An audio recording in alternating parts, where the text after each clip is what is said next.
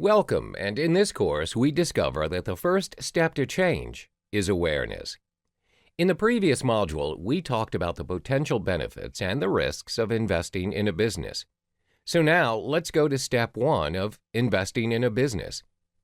Step 1, Part 1, identify and research the kind of business or field of your interest.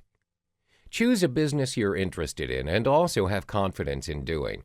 Why? Because when you're interested in the business you're investing in, you will take the initiative to research about the company before you invest. If you're investing your money into some business you have not researched on, chances are your money is going into the drain. If you do not take charge or manage your money, someone else surely will.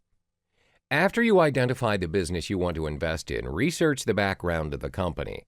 Check the company's previous 5 years tax record, annual financial statement, sales figure, profit margin, number of employees, and percentage of ROI. How to go about doing, getting, and the reason behind the records will be explained in the next few modules.